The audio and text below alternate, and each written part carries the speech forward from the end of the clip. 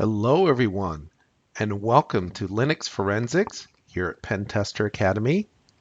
In this video, we're going to wrap up our discussion of file system forensics by talking about extended attributes and showing you a little bit of Python that we can use in order to get extended attributes out of our image files.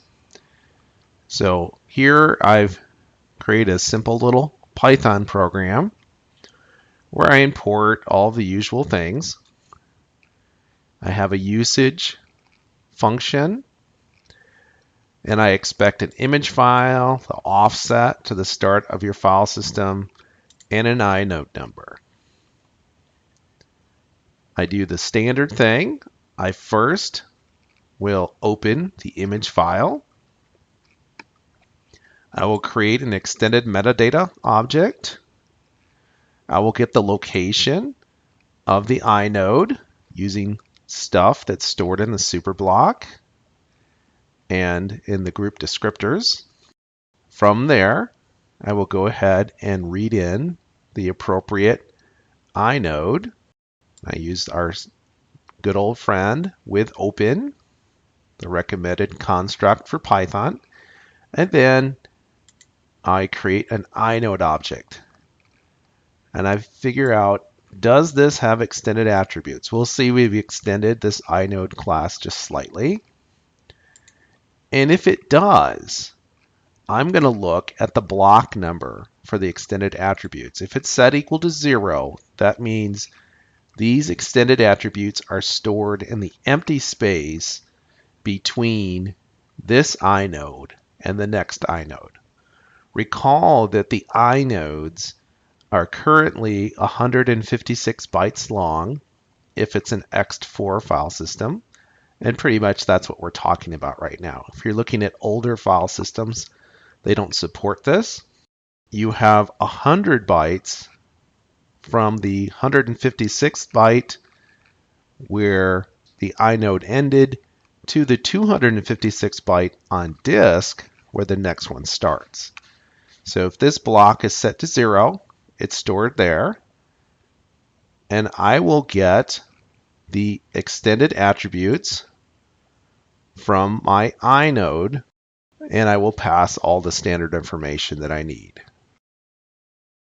This should point to the start of the extended attributes right after the inode is done. And this method says, oops, it's actually stored in an external block, which is also supported. So this method will get it from there, and then I use a for loop in order to print out the attributes that I found. If there weren't any, I just say there weren't any, sorry. We'll have a look now at our additions to our extfs py file. And I've added this method, get extended attributes in an inode with the appropriate parameters. I start out by defining an empty dictionary, and then I check the magic number. If that's not what I have, I'm going to short circuit and return my empty dictionary. Set done equal to false. Start my index 4 bytes in, because I'm skipping over this. And while I'm not done, I'm going to get an extended attribute entry, and I'm going to check and make sure it's not the end of the list. Then I will say, is this extended attribute stored in this block? Is it inline, if you will? Or is it in an external block? If it's in an external block, I call get data block, and then I will get the information from there. A couple of little helper methods and classes. Here's my extended attribute entry class. Starts out with a name length, index, value offset, value block. Again, 0 means the current block, the size for the value, and also a hash. I give it a name the name is going to be equal to the name that's stored, but with a prefix added. And we've talked about these prefixes in previous videos. So here we have a method to print these prefixes. And if it's 0 or greater than 8, which means I don't know what it is, I just return an empty string. Otherwise, I return one of these. So that is the method for getting extended attributes inside of an inode. The one for getting attributes stored in a data block is very similar. Let's go ahead and run this real quick.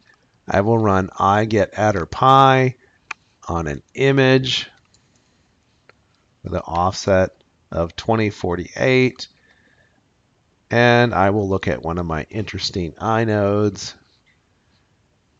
Sure enough, it tells me it has no extended attributes. In fact, if you were to look through this file system, you would see that none of these have extended attributes. As a reminder, you can do the same thing using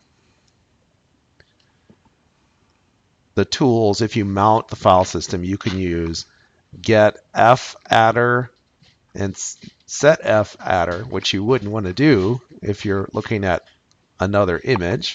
That wouldn't be good forensics, certainly. And you can look at it that way as well. But this is just another way, and I wanted to show you how you could modify our Python in order to do it with an image of a file system that's not currently mounted. Well, that's all for this video. As always, if you're enjoying these videos here at Pen Tester Academy, please tell a friend. We'll see you soon.